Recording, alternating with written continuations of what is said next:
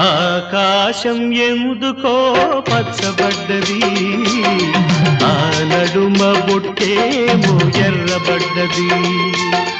ఆకాశం ఎందుకో పచ్చబడ్డది, ఆ నడుమ బొట్టేమో ఎర్రబడ్డది.